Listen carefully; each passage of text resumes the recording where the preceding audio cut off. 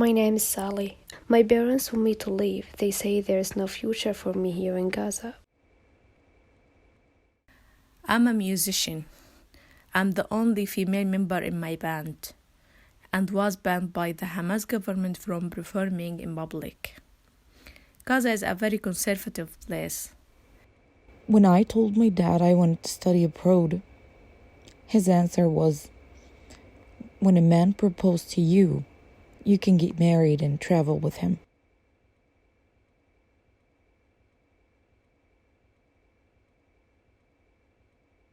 My name is Boushnak and I'm a freelance photographer based in Sarajevo. The work I'm showing at Ort Gallery is part of my long-term project titled I Read, I Write.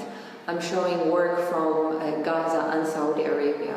It follows the story of different women from the region and it goes into the details of their lives and how they used education to improve their lives.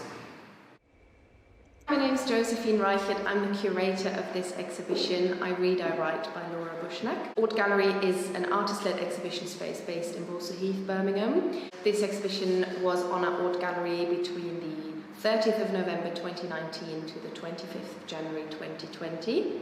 When I was programming for 2019, I got in touch with Laura to see whether she would be interested to do a solo show. We really like exhibiting photography because we feel it's a very accessible medium. I also really liked this series that Laura's been working on over the past few years. It shares so many stories of women from across the Arab world, and it was really interesting for me to bring those stories to Boushnak because it really resonates with so many local audiences.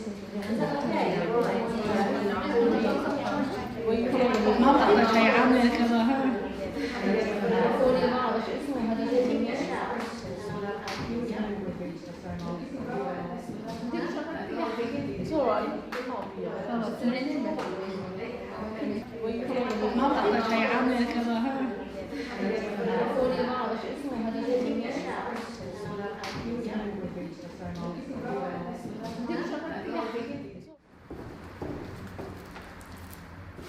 My name's Samantha Crankpod. I'm a ceramic artist and I'm also a workshop facilitator. Whatever the exhibition is, we kind of make it family friendly, positive, because some of the subject matters can be quite hard hitting. So we just try and have fun and have a positive outcome. What are these pictures of? Arabic. That's right, it's Arabic writing, isn't it? Yeah? So that's what we're going to have a little look at today. And to start off with, I thought we could do a little bit of a practice. We've got some felt tips on the table. And we've also got some tracing paper as well. Just in case you want to have a little practice. So once your air dry clay is dried, you can almost you could always get a sponge and put different textures on, and it will really pick up on the details.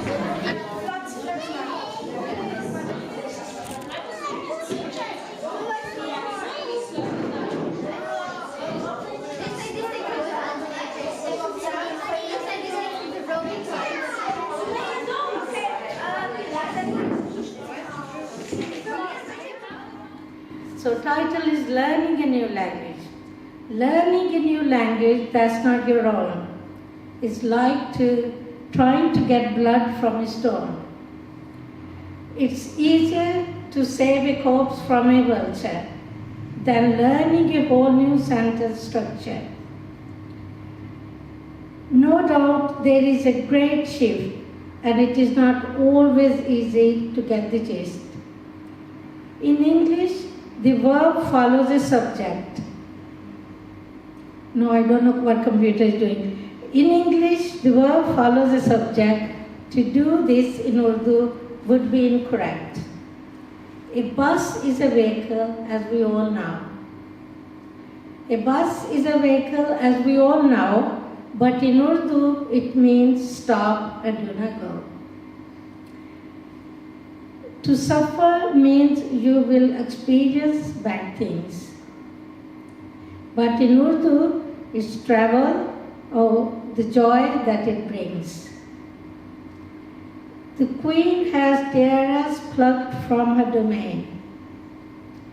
But in Urdu, tiara means a jet or a plane. Even when one masters a new language, the application can still need a bandage. But learn a language that's not your own, and you will find that your knowledge has grown.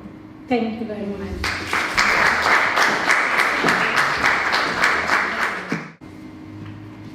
I applied to a med school far away and was accepted one amazing day. A fortunate woman and by my family backed. Soon I was ready. There was nothing I lacked. We went to the departure point. We hugged and kissed. Then the blow fell. I was not on the list. So I wait here, tears dried like my mother's, trying to fathom our law which smothers my efforts to study for that qualification, enabling me to support the health of my nation. Such a simple wish can surely be granted, but for now I'm stuck in Gaza, confined, disenchanted. And for Abia, she's here, yes, she's in the segregated film festival too. As a journalist, I seek the truth, even left my country with the hope of youth. On return, I'm dubbed open-minded, a condemnation. So are closed-minded women an asset to my nation? Thank you.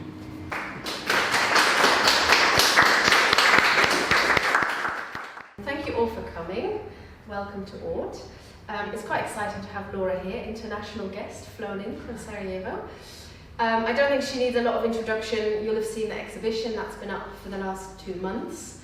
At the back, the big piece, we've decided, because obviously tomorrow is the last day and we won't be able to keep it, that we're going to be really bold and just write on it, because obviously the women are writing on the photographs. So please leave your comments, feedback, anything like that on the board as well. I'll stop there and I'll pass it over to Laura. Thank you. Well, thank you so much for being here. I'm really glad to be with you. We just gave a talk at a college here earlier, and the student asked me, so why did you decide to become a photographer? And I told them, honestly, when I was 19 years old, I thought it was cool. You know, I looked cool to carry the camera. I felt important, you know. But I didn't know that I wanted to work in journalism, but my studies in sociology made quite sense. I love the feeling of going in the streets and talking to people. And for me, it was very important to get the passport, because with my travel documents as a journalist, I couldn't do my job. Travel for me was a little bit of a nightmare. As a stateless person, I needed to provide so many papers, because I have the right to ask for asylum wherever I go. So even like when I travel, I had to get a return ticket. One time I didn't have the return ticket, and I laugh about it. It's like I get the VIP treatment in the airport. So for me, it was very important to get the French passport to help me with my work. And in 2008, I got the French passport. I quit my job and I decided to start the project titled I Read, I Write. When I researched the topic, basically in a UN report, it says that 50% of Arab women cannot read or write.